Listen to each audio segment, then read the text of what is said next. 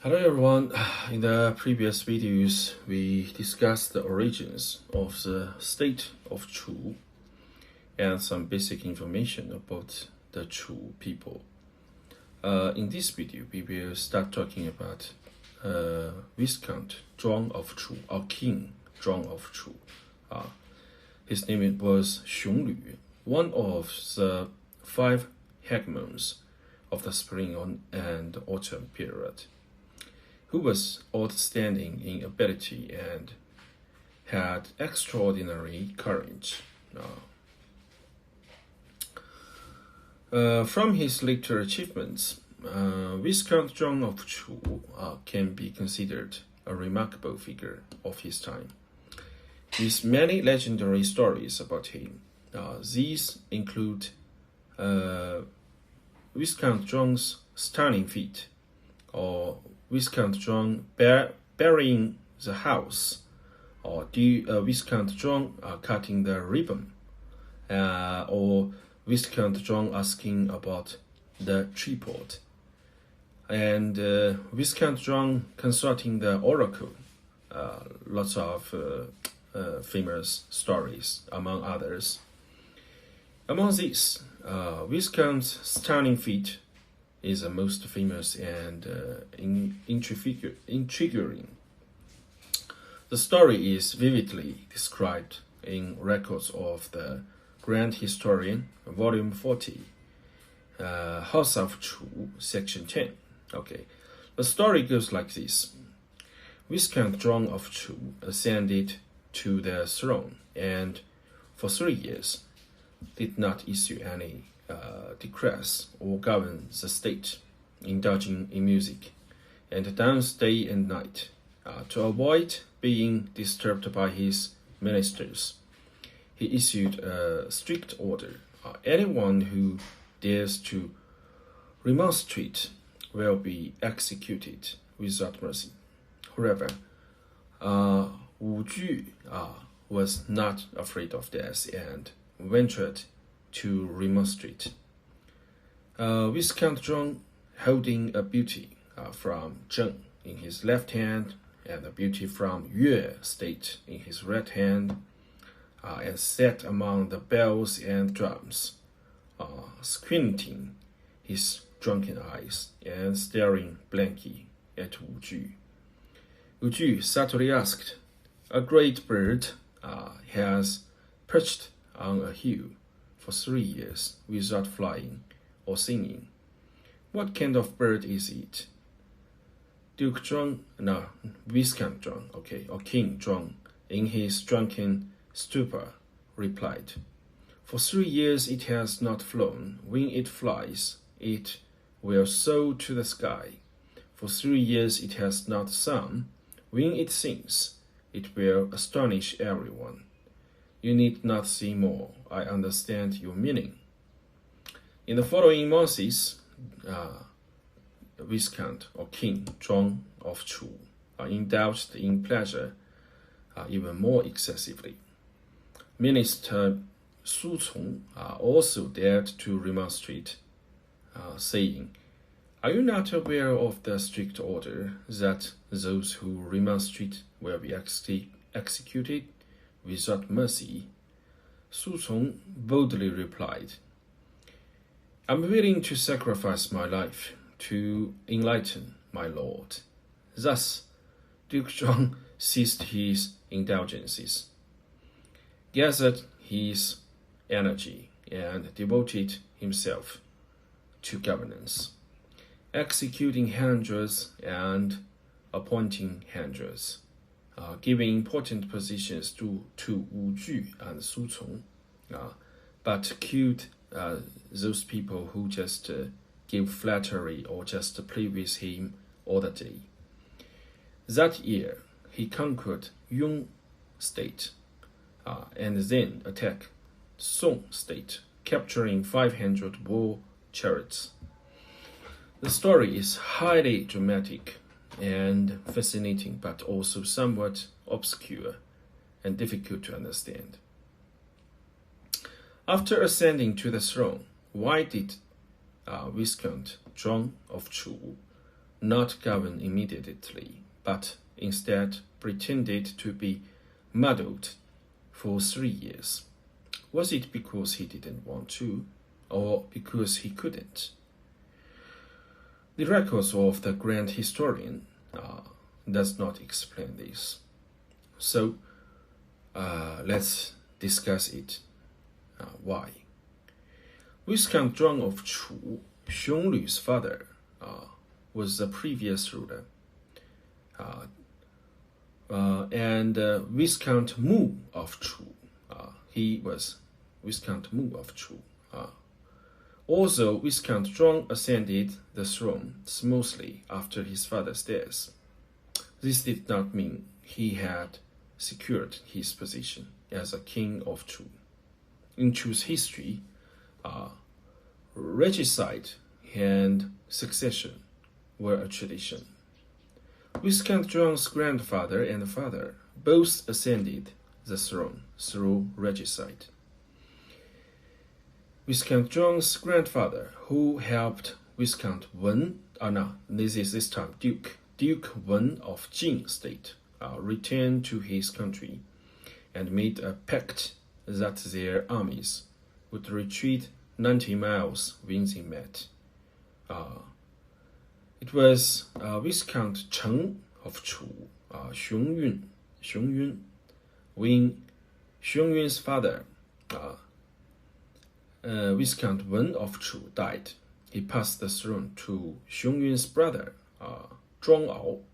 Zhuang Ao ruled for 5 years, but always felt threatened by his brother Xiong Yun. So he plotted to kill him. Learning of the plot, Xiong Yun preemptively allied with state of Sui, attacked Chu, squat, killed his brother Zhuang Ao, and ascended the throne himself. In his later years, perhaps forgetting the pain of fratricide that brought him to power, he first met his eldest son, Shangchen, Viscount Zhuang's father, crown prince. Later, he wanted to depose Shangchen and make his younger son Zhi crown prince. Hearing of this, Shangchen decisively led his guards to surround his father Viscount Cheng's palace, forcing him to hang himself. Shangchen successfully ascended the throne as Viscount or King Mu of Chu State. Growing up in such a tradition of bloody succession, Viscount Zhuang of Chu deeply understood that the throne is dangerous and succession must be cautious. He knew that his primary task upon ascending the throne was not to display his talents but to prevent regicide, especially from royal family members. Only by doing so could he secure his life and throne.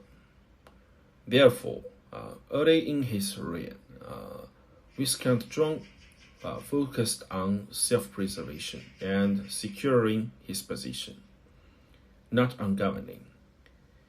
He also had to show the royal family members that he posed no threat to them, making them less wary of him. Besides guarding against royal family members coveting the throne, the newly ascended Viscount Zhuang faced a complex and perilous political environment.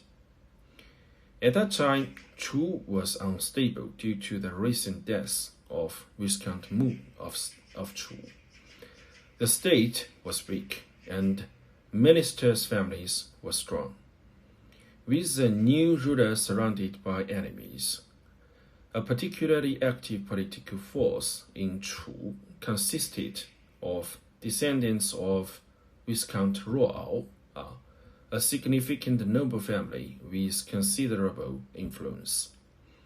These descendants held high positions and had their private armies, and large estates, which enough to rival the royal family.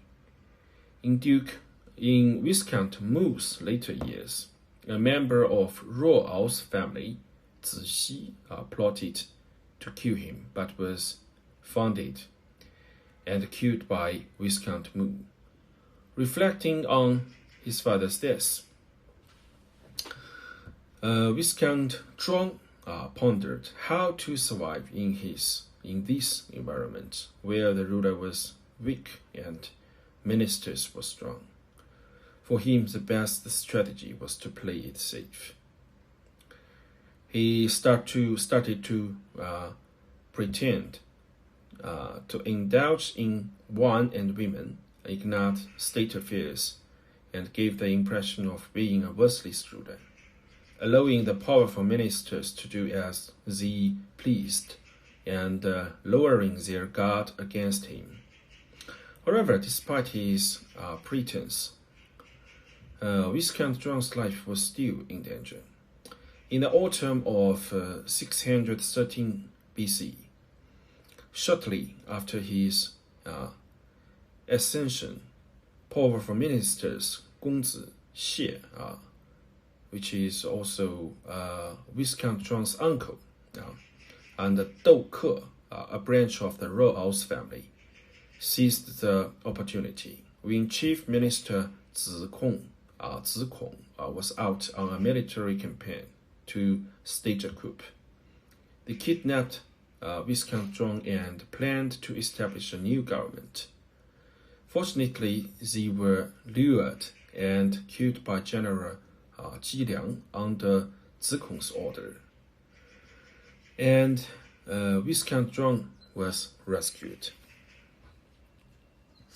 Narrowly escaping death, Viscount Zhuang became more convinced that he must not expose his political ambitions prematurely before he was strong enough. Otherwise, he would surely offend the powerful ministers. As long as the green hues remain, there's no fear of running out of firewood. Were all the people around Viscount Zhuang ought to harm him? Before his father's death, did Viscount Mu leave any reliable ministers for his son? I think there were some, but they were a mixed bunch.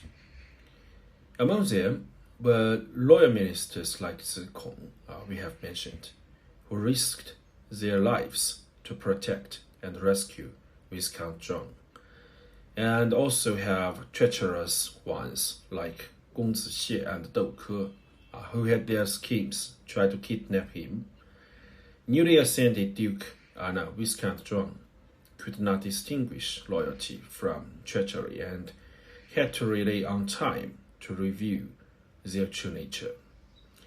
Especially after Gongzi Xie and Dou Ke's rebellion, Viscount Zhuang firmly believed that the villains would eventually reveal themselves. Thus, he not only did not issue orders for 3 years and indulged in pleasure day and night, but also have a decree. Anyone who dares to remonstrate will be executed without mercy. This decree seemingly told his ministers all that he would not interfere with them as long as they did not interfere with him. In reality, it was a strategy to distinguish the loyal from the treacherous, as expected. The decree caused the treacherous to reveal their true colors and the loyal to worry about the state's future. Viscount Zhuang's inaction led to crises around Chu state.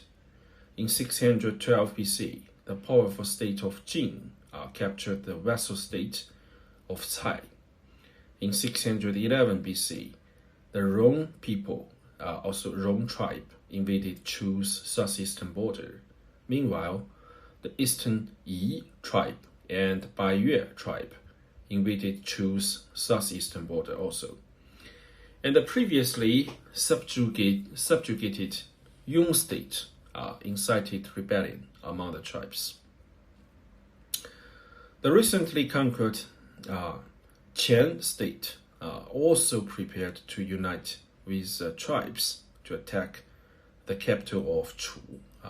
That was Yingdu. It's called Yingdu. In this critical situation, loyal ministers could no longer sit still. Ignoring the death decree, they risked their lives to remonstrate. After 3 years of preparation, understanding the internal and external situation, and identifying loyal allies, Viscount Zhuang swiftly dealt with the internal chaos, reformed the administration, and restored stability. This marked the beginning of King Zhuang's era, or Viscount Zhuang's era, of dominance. In 611 BC, he led an expedition against the rebellious Yun state, now located in present-day Zhushan County, Hubei province, completely annexing its territory and establishing his military authority. In 606 BC, he marched north to contest with the state of Jin, reaching the Yellow River, and very bold, asked about the size and weight of the 9 tripled quadrants. That means ceding the right of the China, old China, symbolizing the power. He conquered the state of Chen, now in Zhoukou, Henan province, forced the Duke of Zhang to submit by humiliating him, and also attacked the state of Song, causing the Duke of Song to weep in front of him. In 591 BC, he allied with the state of Qi and decisively defeated Jin at the Battle of Bi, now is northeast of Xinyang, Henan province. After that, he seizing hegemonic power. That same year, shortly after defeating Jin, King Zhuang of Chu died at the age of 42. However, his influence did not immediately fade. 3 years after his death, Chu conquered Jin's ally, the state of Lu, forcing it to send its crown prince to Chu as a hostage. Chu then convened a meeting of 16 states at Shu, now is west in Tai'an, Shandong province, officially establishing his hegemony. So this is a story of the Viscount or King Zhuang of Chu. What can we gain from this story? This concludes our video for today. If you enjoyed it, please like and follow. Feel free to leave your comments and share. Thank you guys.